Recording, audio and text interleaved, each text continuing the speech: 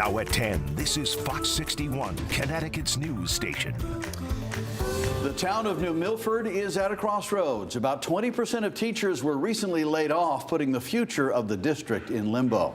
Thanks for joining us for the Fox 61 News at 10. I'm Brent Harden. And I'm Sarah Sanchez. The Board of Ed's budget isn't set in stone, and the town is divided over cuts to the bottom dollar. Fox 61's Kay Pattyfoot has more from tonight's emotional town council meeting. Teachers in New Milford who receive pink slips are speaking up about it. Like this car behind me says, I am one out of 62. They're not the only ones making their voices heard. Students and parents are also expressing their concerns about a proposed $2 million cut to the Board of Education budget. Molly Mackey, Helen Plain, Molly Mumfrey, the high school, Kathy Mannion, Northville. Emotions were high at the start of Tuesday's town council meeting in New Milford. It kicked off with Tricia Ambrosio reading off the names of teachers who recently received pink slips. The most, I believe, in our district was cut for middle school. And middle school is that time where those students need a little extra tender, loving care. And they're gonna be in bigger classes, and that's just gonna be a lot harder for them. Educators, students, and parents rallied ahead of Tuesday's meeting, voicing their concerns about the proposed $2 million cut to the Board of Education's budget. Like, we have after school programs that some of them will get cut too, and that's like affecting some people that need to go after school to do stuff. My first grader's autistic, and she receives so many SPED services. Something that I've heard a lot of the Board of Finance talk about, and even town council, is our cost per pupil. Equal is not equitable. My son is a cheap student. My daughter costs probably 3 to 4 times that amount. Gretchen Ewer, a 6th grade English and language arts teacher, received a pink slip. She's worried about what's next for her and her former students. When, there's a behavior in the classroom, it's hard to teach around that.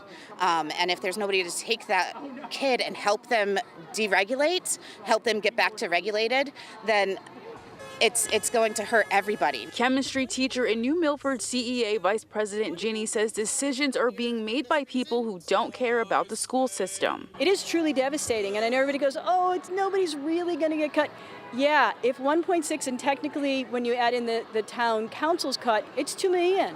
That's a lot of money, and that's a lot of teachers. Teachers call this budget cut a slap in the face and called out New Milford's Board of Finance. Because the board member who proposed the cut admitted it himself. He called the process, and I quote, a spitball sort of thing.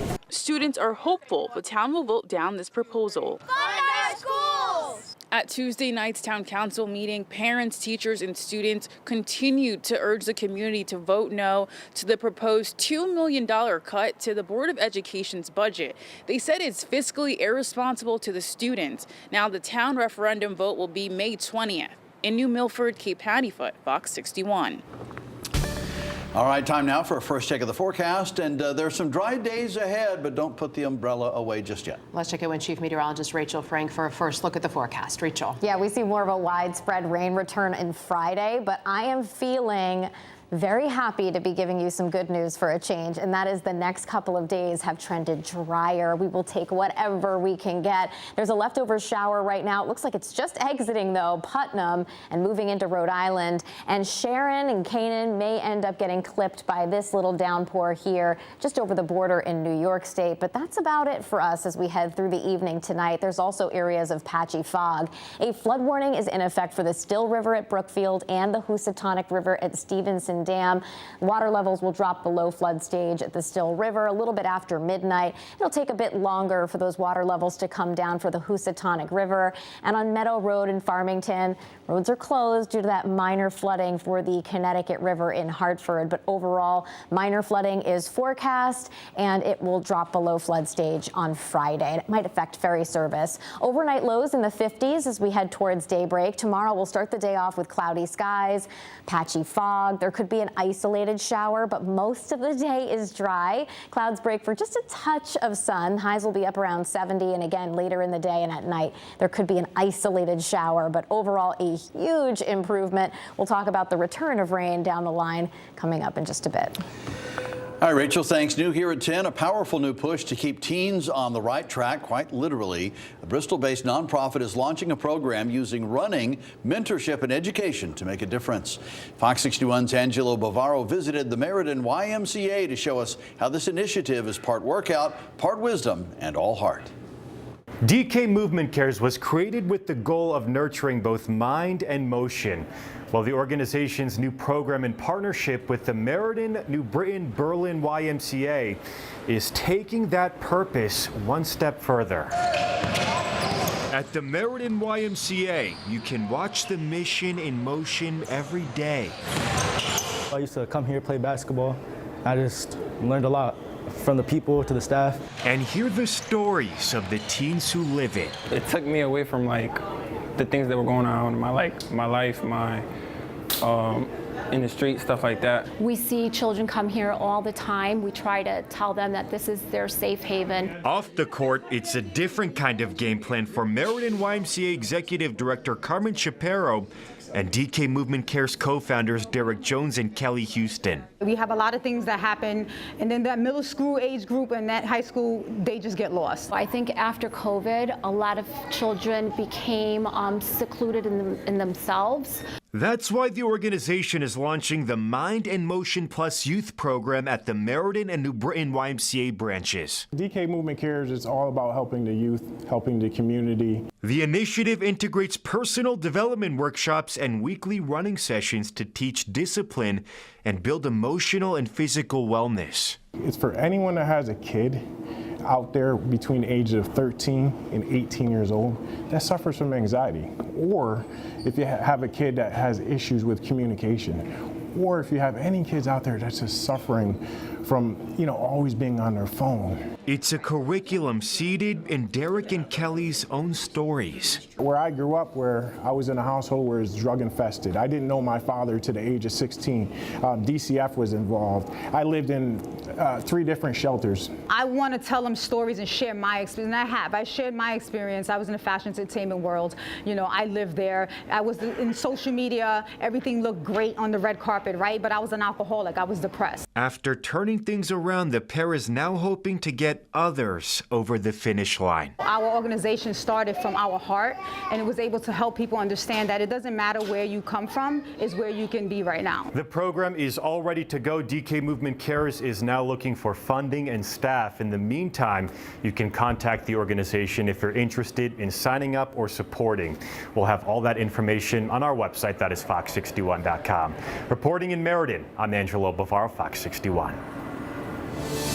Jury selection began today for the trial of a teen who police say stabbed and killed another teen 3 years ago. Prosecutors say Raul Valley was 16 when he killed 17-year-old Fairfield prep student Jimmy McGrath. Jimmy was killed at a Shelton House party in May 2022. Police say a fight started when kids from another school crashed the party. Raul Valley is now 19, and he rejected a 40-year plea deal. He's charged with murder and assault and is out on a $3 million bond. The trial is scheduled to begin June 17th. 2 parents, Paul and Susanna Leifer, also face charges. Police say they hosted the party and let minors drink alcohol in their home. Well, tomorrow, New Haven police are expected to announce an arrest in connection to a 2024 homicide. Officers were called to Carmel Street around 2 in the afternoon last January. When they got there, they found 45-year-old Gregory Perez shot. First responders tried to save his life, but Perez still died. We'll follow updates to the case tomorrow. It's been a month since 2 families lost their home in a massive fire in Baltic. Over the weeks, one local business has been collecting hundreds of donations for the victims, including items for the children. Fox 61's Valerie Moravi spoke to one of the families impacted and the young man who made it all possible. The Baltic Fire Department was one of several local departments that responded to the massive fire on West Main Street the night of April 11th. Now, 4 weeks later, one of the families tells me they're still shocked to see just how much support has poured in from the community. It's not words that can express the feeling of having everybody come together to help. It's amazing.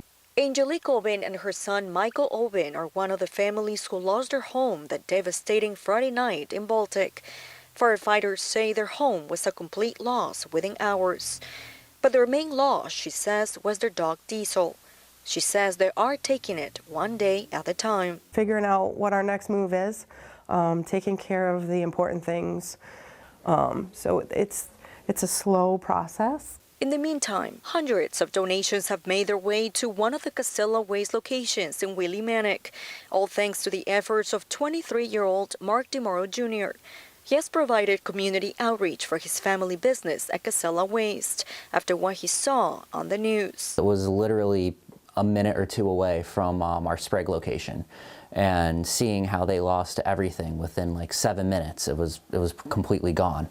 DeMoro says he couldn't sleep that night. He didn't know the families, but he knew he needed to take action. You know, one of the families had little kids, and that's kind of the thing that really bothered me, and just had that pit feeling in my stomach where it was like, we have to do something to help. It's very upsetting. Donations came from far and wide. Everything from clothes and shoes to home essentials and even toys for the children. Tables are now filled not only with clothes, but with joy and humbleness. It all kind of came together that Saturday, Sunday, and then Monday morning at 8 a.m. when we opened our doors, there was almost a line of people waiting, at least in Willimantic, to donate things, which really resonated with me, and I really thought that was cool. They're helping us, and they're donating dumpsters to help us clean up after the fire. I can't even express how I feel. Now, there will be a benefit dinner and a basket raffle fundraiser to continue to help the families in the next few days. For details, you can visit fox61.com. In Baltic, Valerie Moravi, Fox 61.